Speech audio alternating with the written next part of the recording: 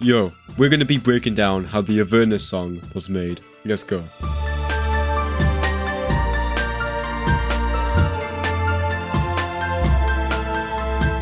This track is in 128 to 129 BPM. I do not know the exact BPM. When I tried it, when I just matched it up, it was really confusing in those areas anyway, so.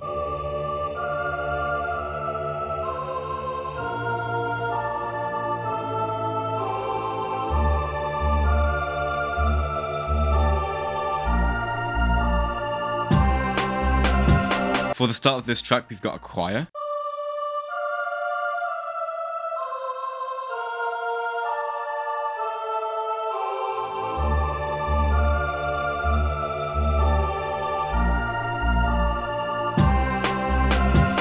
And we are using the full choir R's in Omnisphere. Effects wise, we're going to be putting some vintage verb on this, some parametric EQ, more parametric EQ here, some multiband compression with OTT, some Ozone 10 imager, and some more OTT over here. And that's it for the choir. Next we have a low choir, and it sounds like this.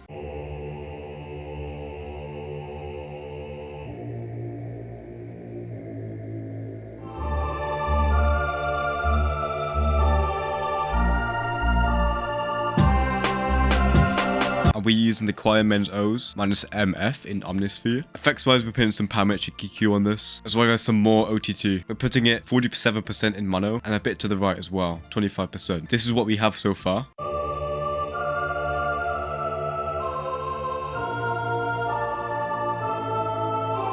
Next we got some staccato instances of brass and some bass. This is like a sub bass but like mixing with the brass is what I heard. So the first thing we got here is it sounds like this.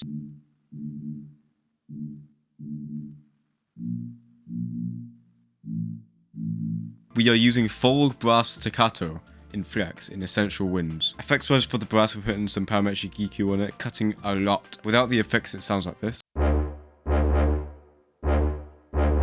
With the effects, it sounds like this. And then we have a bass that I put in next to us over here.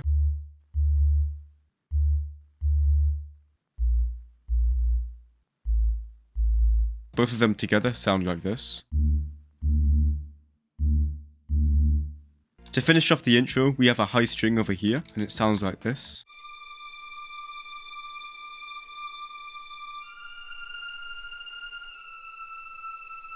And this is a famous preset, the Hollywood Studio string section. We're putting it 45% to the left, and we're putting it all in mono. This track is mixed in mono so well, and the outcome is amazing.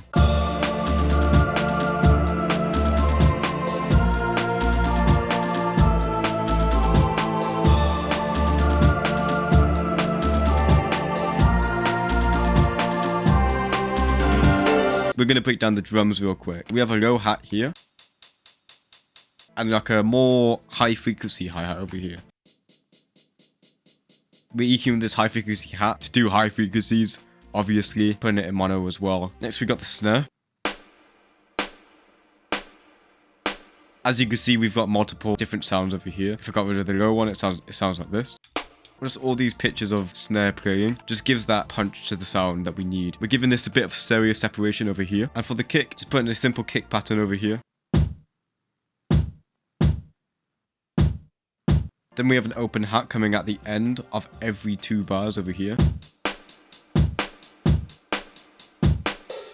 And lastly, to top it all off, we have this drum shaker thing. I don't know, this took me a long time to do. So we've got 2 different instruments here, but they both sound like this.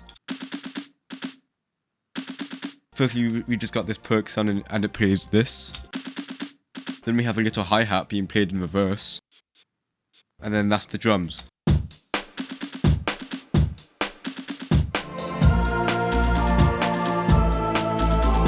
And for added percussion, we got these cymbals here. And these cymbals have some delay automation in certain parts, so it sounds like this. But this is only for a select few, like over here, over here, over here. That is the drums broken down for you guys. And for the drums, there are not much effects that have been put on. We're just keeping these raw for the sake of the track being old. The brass and the choirs keep playing, and then some strings come in. So the strings sound like this for the Infernal bass section of the song.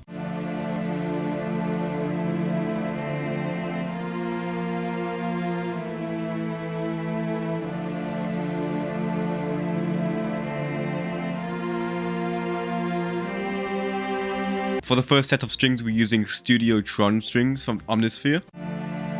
Effects wise, we've got nothing, we're just putting it on mono over here. We've got some strings from Flex over here, and it's the All Strings Sustain preset.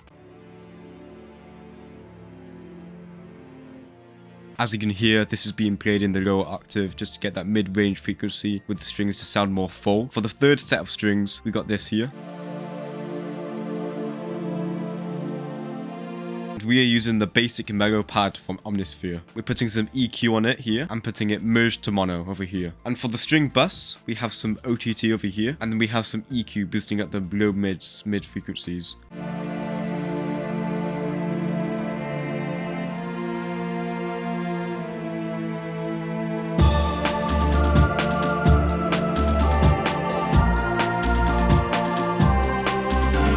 For this section, the choirs hold off and the piano comes in, and this is the piano.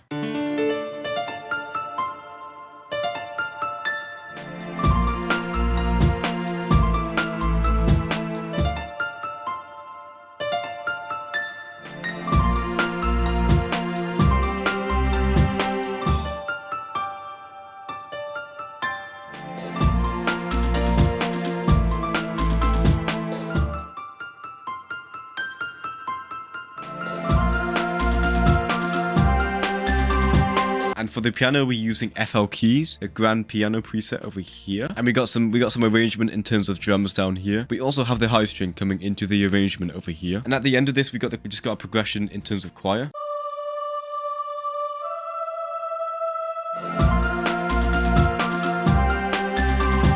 And that is the Infernal Abyss section done. For the bridge, it plays this.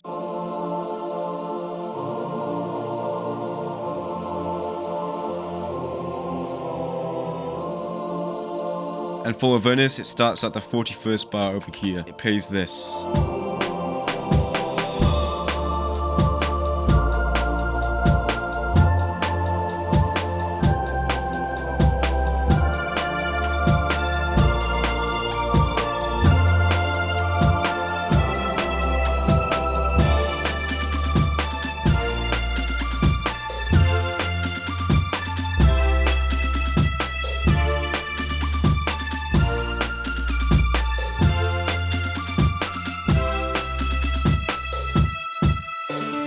That is the pre-drop. When Avernus comes in, the choirs plays the exact same progression that I did in the bridge, just with some notes added on in the higher progression.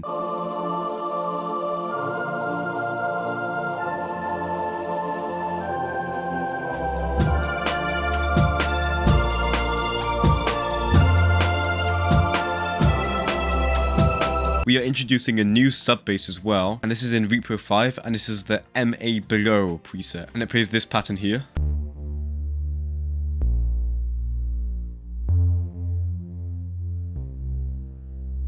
I had to render it because Repro 5 uses so much CPU, and for the synth lead here, I actually programmed this myself in Serum, and it sounds like this.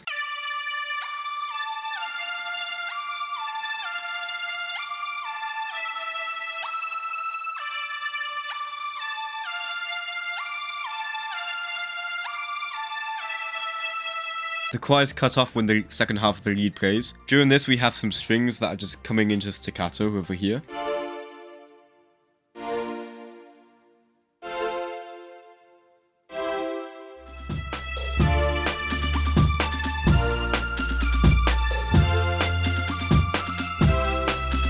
Without the effects I've put on, the lead sounds like this. The effects I've put on is some EQ, plus some RC20 retro cog over here, some vintage verb, some more EQ over here, FabFilter Pro R. Never thought I'd use this, but I used some sound goodizer, put some effect rack on it, and the lead just slowly gradually gains volume to introduce itself. Now for the drop.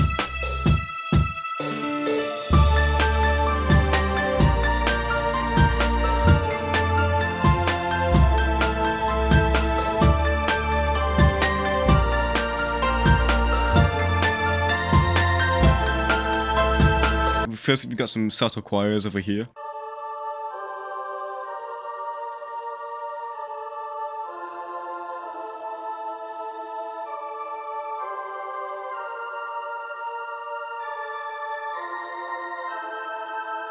For the first set of strings we have this pattern.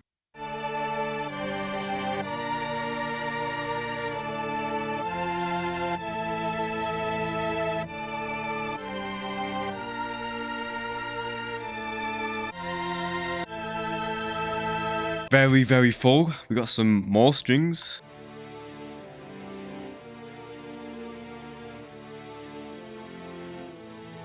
This is more mid-range and low range. And the last set of strings over here, we have more or less the same pattern.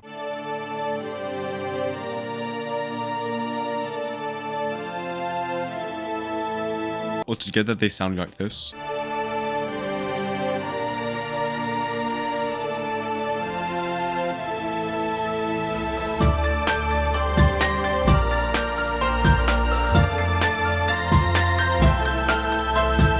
Now for the piano, it plays this pattern here.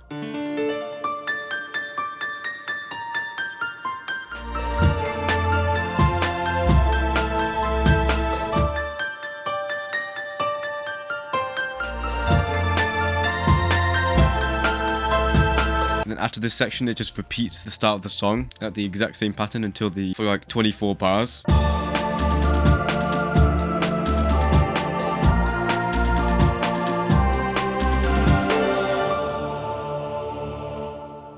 And that is the end of the Avernus song.